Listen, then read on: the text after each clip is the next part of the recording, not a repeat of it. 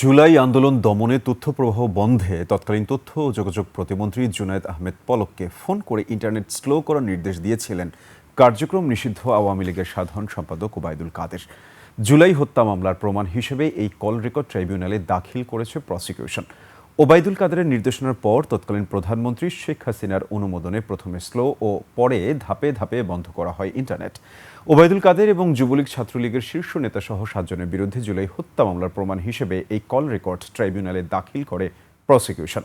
আন্দোলন দমাতে মরণাস্ত্রের পাশাপাশি ব্যবহার করা হয় হেলিকপ্টার ও ড্রোন। এসব তথ্য যাতে বাইরে ছড়িয়ে না পড়ে সেজন্য ইন্টারনেট বন্ধের উদ্যোগ নেওয়া হয় বলে দাবি প্রসিকিউশনের। ফরেনসিক ল্যাবে কল রেকর্ডটির সত্যতা যাচাইয়ের পর তথ্য প্রমাণ হিসেবে ট্রাইব্যুনালে দাখিল করা হয়েছে। জনাব ওবায়দুল কাদের সাহেবের সাথে তৎকালীন আইসিটি প্রতিমন্ত্রী জুনায়েদ আহমেদ পলক সাহেবের একটি কথোপকথন আমরা ট্রাইব্যুনালে প্লে করি, যেটি ট্রাইব্যুনালে ইতোমধ্যে দালিলিক প্রমাণপত্র হিসাবে গৃহীত হয়েছে।